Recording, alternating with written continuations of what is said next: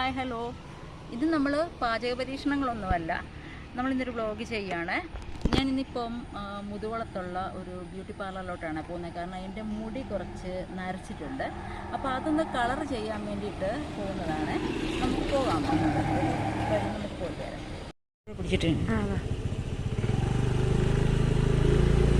Akash mute ചെയ്യുന്നുണ്ട്.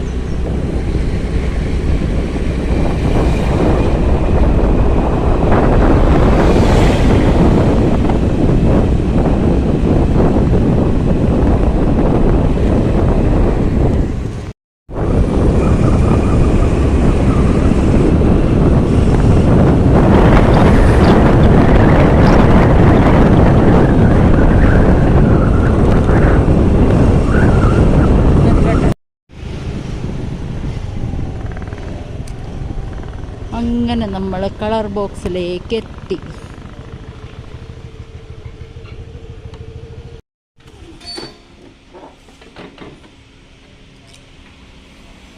അങ്ങനെ നമ്മൾ കളർ ബോക്സിലേക്ക് എത്തിയിരിക്കുകയാണ്. ഇത് സ്ഥലം മുതുകുളത്തിനടുത്തുള്ള ചൂളത്തരുവാണ്. സ്ഥലം ചൂളത്തരുവാണ്. ഈ സ്ഥാപനത്തിൻ്റെ പേര് കളർ ബോക്സ് എന്നാണ്. നമുക്ക് മേളിലോട്ട് പോകാം. മേളിലാണ് പാർലർ.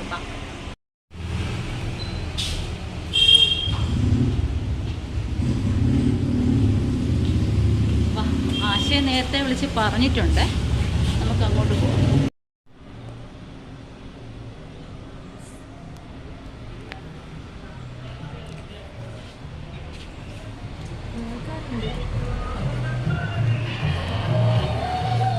ആശ,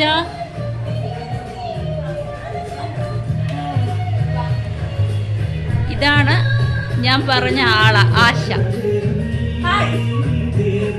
ആശയാണ് എൻ്റെ തലമുടിയൊക്കെ കളറാക്കി തരുന്നതിന്, സ്റ്റൈലാക്കി തരാമെന്ന് പറഞ്ഞിട്ടുള്ളത്. ഇനിയിപ്പോൾ ബാക്കി ഓരോന്ന് ചെയ്യുമ്പോൾ ആശ പറഞ്ഞു തരും. ഇതിപ്പോൾ നമ്മൾ ചെയ്യാൻ പോകുന്നത് ചേച്ചിക്ക് ഹെന്ന ചെയ്യേണ്ടതെന്ന് പറയുന്നത്. അപ്പോൾ നമ്മൾ സ്റ്റൈലിംഗ് കളർ ബർഗൻഡി ഷെയ്ഡ് നമുക്ക് കൊടുക്കാം. അതാകുമ്പോൾ ഇച്ചിരി ഡാർക്ക് ഓണിയൻ പിങ്ക് ഷെയ്ഡ് കിട്ടും, ഇച്ചിരി ലോങ് ലാസ്റ്റ് ചെയ്യും. അപ്പം അത് ചെയ്യും.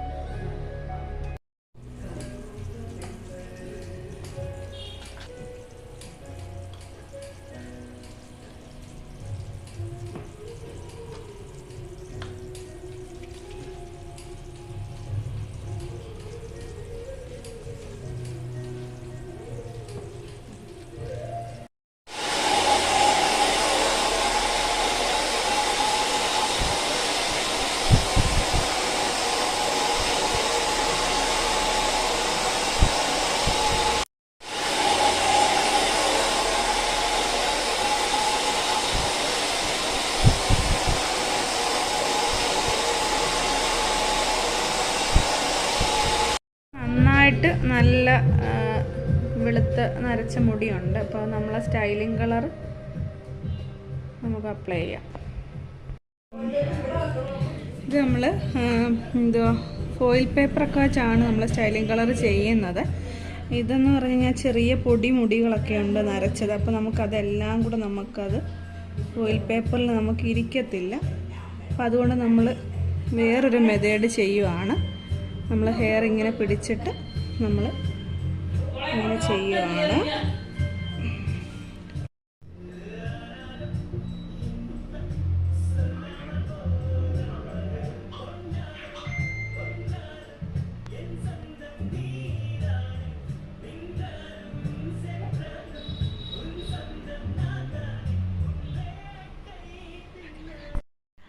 ആശേ, ഒരു സംശയമേ.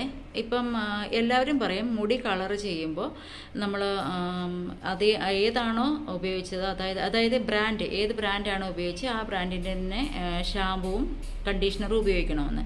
അപ്പോൾ അത് ശരിയാണോ? അങ്ങനെയാണോ നമ്മൾ ചെയ്യേണ്ടത്? എത്ര പ്രാവശ്യം നമുക്കിത് വാഷ് ചെയ്യാൻ പറ്റും? ഇതെങ്ങനെയാണ് മുടി കളർ ചെയ്ത ശേഷം നമ്മളിതിനെ മെയിൻറ്റെയിൻ ചെയ്യേണ്ടത്?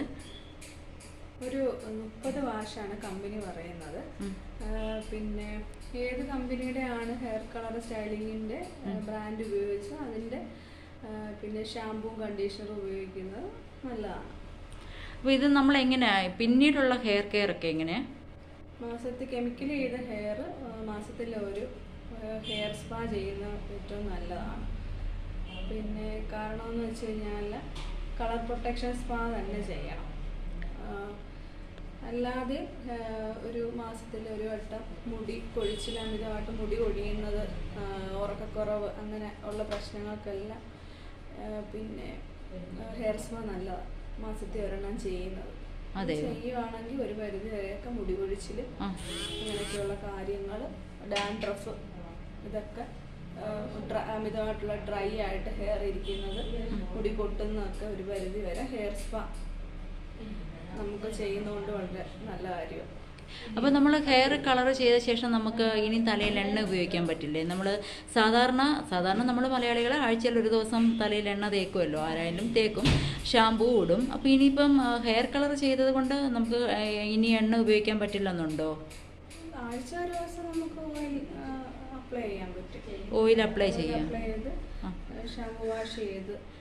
എങ്ങനെയുള്ള ഷാമ്പൂ ആണ് നമ്മൾ യൂസ് ചെയ്യേണ്ടത്? ഇത് ബേബി ഷാമ്പൂ പോലുള്ള മൈൽഡ് ആയിട്ടുള്ളതാണോ? മൈൽഡ് ആയിട്ടുള്ള ഷാമ്പൂ യൂസ് ചെയ്യാം. പിന്നെ ഷാമ്പൂ ഉപയോഗിക്കുന്നതിൻ്റെ കൂടെ തന്നെ കണ്ടീഷണർ യൂസ് ചെയ്തേ പറ്റും. കണ്ടീഷണറും. അതെ. ഓക്കെ. നമ്മളിപ്പോൾ ഈ കളറൊക്കെ ചെയ്തിട്ട് ഏകദേശം ഒരു മണിക്കൂറായിട്ടുണ്ട്. ഇനിയിപ്പോൾ ഇതൊന്ന് കഴുകാം.